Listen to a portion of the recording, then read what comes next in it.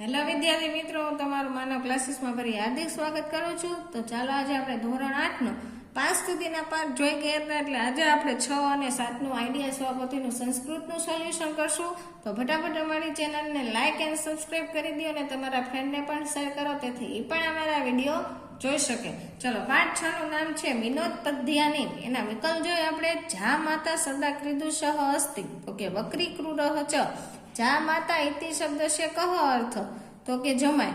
અપેક્ષતે ઇતિ શબ્દસ્ય કહ અર્થ, તો કે અપેક્ષા રાખે છે. કહ સદા પૂજામ અપેક્ષતે, તો કે જા માતા. જા માતા કતમઃ ગ્રહ અસ્તિ, તો કે દશમઃ. પછી છે ટકા શબ્દનો સો અર્થ થાય તો પૈસા. ટકા કી પરમઃ, તો કે તપઃ.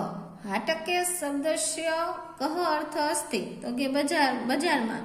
સર્વનામ રૂપેણ સ્તસ્તિ વિભક્તે એક વચનસ્ય રૂપમ કિમ અસ્તિ, તો કે અસ્ય. પછી નીચેનું જોઈ 10મું. રાસભઃ ઇતિ શબ્દસ્ય કહ અર્થ, તો કે ગધેડો. પુરુષઃ કથ પ્રસિદ્ધ પાન્યુતામ, તો કે ગધર્ભારોહણેન. ઉષ્ટ્ર શબ્દનો અર્થ ઊંટ થાય. શું થાય? ઊંટ. કે પરસ્પરમ પ્રશંસન્તિ, તો ઉષ્ટ્ર ગધર્ભ. ચલો 13 વિકલ્પ જોઈએ. આ બાજુ આપણે 14 થી જોઈ. પછી છે કન્યા કી વરયતે, તો કે રૂપમ. કન્યાયા માતા કી વરયતે વિતમ. વૈદ્યઃ કશ્ય ભ્રાતા અસ્તિ, તો કે યમરાજઃ. યમરાજસ્ય. ખાલી જગ્યા જોઈ. જા માતા સદા ખાલી જગ્યા અપક્ષતે, તો કે પૂજા. પરસ્પર ખાલી જગ્યા અહો રૂપમ અહો ધ્વનિ પ્રસંતિ. વૈદ્યઃ ખાલી જગ્યા ધાનાની ચ હરતી, તો કે પ્રાણાનમ. પછી ખરા ખોટા તમને આપેલા છે, તમે એમાંથી જોઈને કરી શકો છો. પછી નીચે આપણે ગુજરાતીના પ્રશ્ન જવાબ જોઈ. જમાઈના કયા કયા લક્ષણો વર્ણવાયા છે, તો કે જમાઈ હંમેશા વાકો, હંમેશા ક્રૂર અને આદર સત્કારની અપેક્ષા રાખનારો હોય છે. જમાઈને કયો ગ્રહ કહેવામાં આવ્યો છે, તો કે 10મો ગ્રહ. ગધેડાઓ કોના વિવાહમાં ગીત ગાય છે, તો ગધેડા ઊંટના વિવાહમાં ગીત ગાય છે. માતા અને પિતા વરરાજામાં શું જુએ છે? વરરાજામાં માતા ધનને અને પિતા ભણતરને જુએ છે. હવે સંસ્કૃત પ્રશ્ન જવાબ નીચે આપેલા છે. તો પેલું છે બાંધવાહ કિમ ઈચ્છંતિ. બાંધવા કુલ્લમ ઈચ્છંતિ. જા માતા કતમ ગ્રહ અસ્તિ, તો કે જા માતા દશમ ગ્રહ અસ્તિ. હવે નીચે સમાનાર્થી શબ્દ આપેલા છે. તો કે પૂજા, તો કે અર્ચના. કુલ્લમ તો વંશઃ. ગદર્ભ તો રાશભઃ. હસ્તઃ તો કરઃ. શ્રુતમ તો જ્ઞાનમ. વૈધઃ તો ચિકિત્સક. ધાનવ તો ભ્રાતા. વિતમ તો ધન. ચાલો પાછળ જોઈએ આપણે. પ્રશ્ન નંબર 7 જોડતા આપેલા છે તમને. તો કે ઈચ્છા, એમાં શું હશે? અનિચ્છા. વિરુદ્ધાર્થી શબ્દ છે એટલે ધર્મ તો અધર્મ. આરોહણમ તો અવરોહણમ. અસ્તિ તો નાસ્તિ. પછી સંધિ જોડો છે, તેમાંથી તમે જોઈને કરી શકો છો. નીચે પછી સંધિ જોડો છે. પૂજામ પ્લસ અપેક્ષતે, તો પૂજામ અપેક્ષતે. પછી દશમ ગ્રહણ તો 10મો ગ્રહ. કહ અપી તો કાડપી. પછી મિષ્ટાનમ ઇતે, તો કે મિષ્ટાન મિતરે. ચાલો નીચે આપણે વાક્ય કરવાના બનાવવાના છે, જે બનાવેલા છે જોઈ. એક વાક્ય સમજાવીશ, બાકી બધા તમારે બનાવવાના છે એવી રીતના. સદા પૂજામ અપેક્ષતે. પૂજામની જગ્યાએ આપણે આ બધા શબ્દોનો ઉપયોગ કરવાનો છે. તો કે સદા ધનમ અપેક્ષતે, સદા સુખમ અપેક્ષતે, સદા સમપમ અપેક્ષતે. અહીંયા પાછું આ વાક્ય ફરીથી લખેલું છે, લખો નહીં તો પણ ચાલશે. એવી રીતના તમને નીચે પણ બનાવીને આપેલા છે મેં, આમાંથી જોઈને કરી શકો છો તમે.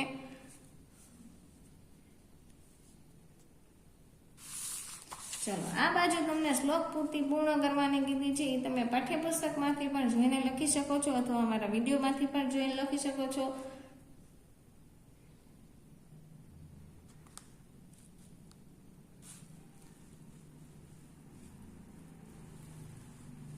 ચાલો નીચે આપણે શ્લોક પૂર્તિનું ભાષાંતર જોઈશું. તો પહેલી શ્લોક પૂર્તિ છે સદા વક્રી સદા ક્રૂર કન્યા રાશિ સ્થિતિ સદા સદા પૂજન પક્ષતે જા માતા દસમો ગ્રહ. તો કે હંમેશા વાકો હંમેશા ક્રૂર હંમેશા કન્યા રાશિમાં રહેલો હંમેશા આદર સત્કારની અપેક્ષા રાખનાર જમાઈ દસમો ગ્રહ છે.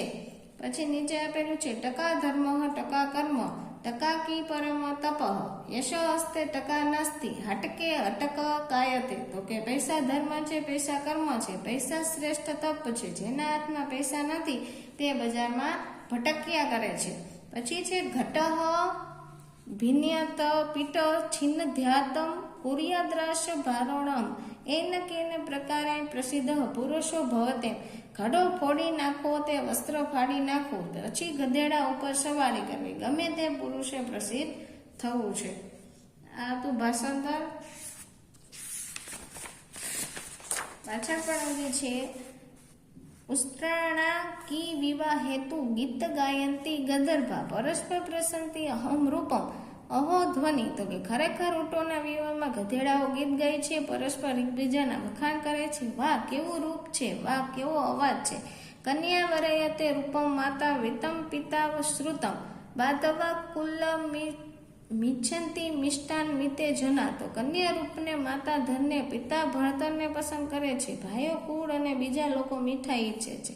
વૈદ્યરાજે નમસ્તુભ્ય યમરાજ સહોદયા યમસ્તુ હરતી પ્રાણમ વૈદ્ય પ્રાણમ ધનાની ચ. તો કે હે યમરાજના સગા ભાઈ વૈદ્યરાજ તમને નમસ્કાર. યમ તો પ્રાણો હરી લે છે વૈદ્ય પ્રાણોને ધન સંપત્તિ હરી લે છે. ચલો પાઠ 6 અહીંયા પૂરો થાય છે. હવે આપણે પાઠ 7નું સોલ્યુશન જોઈ એના વિકલ્પ પહેલા એનું નામ જોઈ લે સડખ્યા છે. તો ચલો એના વિકલ્પ પહેલા આપણે જોશું. સુરેશ ખાલી જગ્યા ચ આપણમ ગચ્છત. તો કે રમેશ. આપણ ઇતિ શબ્દ છે કહ અર્થ. તો કે દુકાન. સુરેશ કી ક્રેતુમ ઈચ્છંતિ ફલાની. વિપલઃ એટલે તો કે આપણ. પછી કિયતમ ઇતિ શબ્દ છે કહ અર્થ. તો કે કેટલું.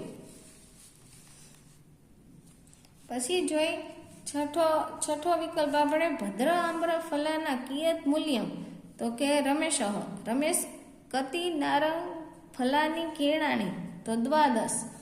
પછી છે નીચેના વિકલ્પ 8મો ત્રિશતમ કદલી ફલાના કિયત મૂલ્યમ ચત્વારીશતમ. દ્વાદશ ઇતિ શબ્દ છે કહ અર્થ. તો કે 12. ચત્વારી ઇતિ શબ્દ છે કહ અર્થ. તો કે 40. 9 44 એટલે તો કે 49. ચાલો ખાલી જગ્યા આપેલી છે જોઈ 10 આમ્ર ફલાના મૂલ્યમ ખાલી જગ્યા રૂપિયા કાણી.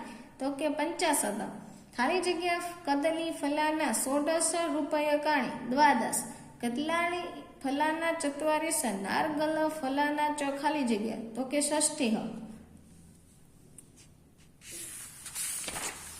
ચાલો ખરા ખોટા છે તેમાંથી તમે જોઈને કરી શકો છો. પછી નીચેના જોડકા અંકમાં આપેલા છે એ પણ એમાંથી તમને આવડી જાય. સંખ્યા બાકી કરી લેશો તો ફટાફટ બધું આવડી જશે. નીચે આપેલા છે તમને અંગ્રેજીમાં અંક. તો એનું તમારે શબ્દમાં લખવાનું અને હિન્દી અંક સંસ્કૃત અંકમાં લખવાનું છે. 68 ને શું કહેવાય અષ્ટષષ્ટિ. પછી 100 ને સતમ. 57 ને સપ્ત પંચાશતમ. 27 ને સપ્ત વિશંતિ. 75 ને પંચસપ્તતિ. પછી 88 ને અષ્ટાશીતિ. 25 ને પંચવિશંતિ. 37 ને સપ્તત્રિશતમ. નીચે આપેલું છે શબ્દમાં અને આપણે લખવાનું છે સંસ્કૃત અંક અને અંગ્રેજી અંકમાં. જે લખેલું છે તમે જોઈ શકો છો. નીચે આપણે ગુજરાતીના પ્રશ્ન જવાબ જોઈએ તો પહેલું છે બજારમાં કોણ કોણ જાય છે. તો રમેશ અને સુરેશ બજારમાં જાય છે.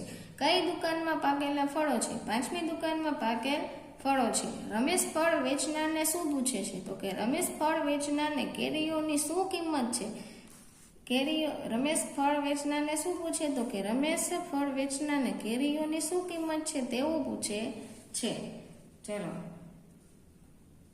આ બાજુ જોશું. ચોથો પ્રશ્ન સુરેશ કેટલા કેળા ખરીદે છે. સુરેશ 30 કેળા ખરીદે છે. હવે સંસ્કૃતમાં આપણે ઉત્તર આપવાના છે. તો સુરેશ રમેશ ચ કી સ્થાનમ ગતો. સુરેશ રમેશ ચ આપણમ સ્થાનમ ગૌતમ કસ્યા વિપણ્યા પક્વાની ફલાની વર્તતે તો પંચચમ્યા વિપણ્યા પક્વાની સંતિ દ્વાદશ કદલી ફલાના કિયત મૂલ્યમ દ્વાદશ કદલી ફલાના 16 રૂપય કાલી મૂલ્યમ કતિ નારગ ફલાના મૂલ્યમ વિશંતિ રૂપય કાણી તો કે ચતુર્ણા નારગ ફલાના વિશંતિ રૂપય કાણી સુરેશ કી કેતુમ ઇચ્છંતિ સુરેશ કદલી ફલાની કેત્રુમ ઇચ્છંતિ સુરેશ કતિ કદલા ફલાની ક્રીણાતિ તો સુરેશ 30 કદલી ફલાની પછી 7મો પ્રશ્ન જોઈ રમેશ કતિ નારગ ફલાની ક્રીણાતિ તો કે દ્વાદશ 30 કદલી ફલાની કિયત મૂલ્યમ તો કે 44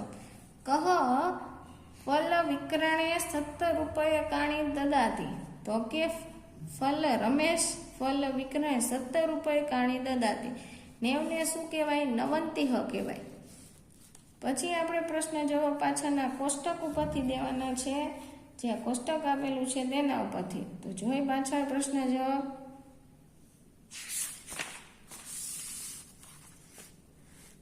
જો એના ઉપરથી ખરા ખોટા પણ છે અને પ્રશ્ન જવાબ મેં લખેલા છે કોષ્ટક ઉપરથી તમે જોઈશ અને લખી શકો છો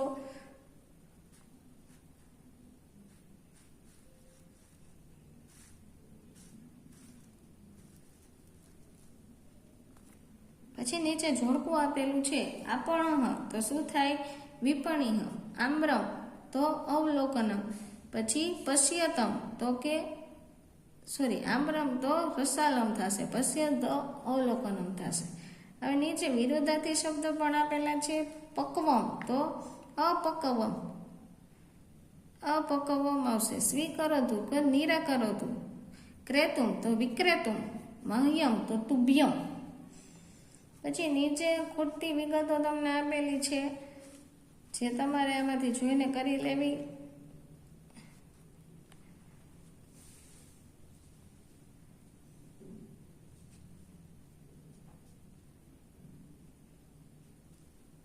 ચાલો આ બાજુ તમને આપેલા છે કૂત્ર વડે પ્રશ્ન વાક્ય બનાવવાના છે એટલે કે વચ્ચેના શબ્દ હોય જે મેન હોય એની જગ્યાએ તમારે શું લખવાનું કૂત્ર બાકી બધું હોય એમ ચલો નીચે તમને એનું ભાષાંતર પણ આપેલું છે પાઠનું એક લાઈનની સામે બીજી લાઈન છે એવી રીતના તમારી ભાષાંતર પણ જોઈને વાંચી લેવું પરીક્ષામાં ફરજિયાત પૂછાય છે તેના માટે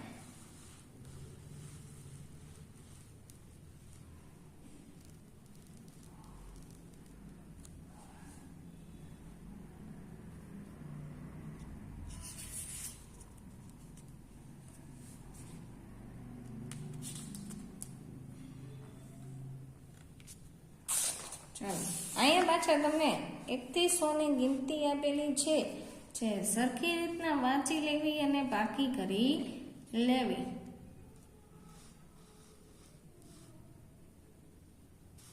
ચાલો અહીંયા વિડીયોને આપણે વિરામ આપશું તો જો અમારા વિડીયો તમને બધા બહુ ગમતા હોય તો ફટાફટ અમારા વિડીયોને શેર પણ કરો તમારા ફ્રેન્ડને અને તમે પણ લાઈક એન્ડ સબસ્ક્રાઈબ કરવાનો ભૂલતા નહીં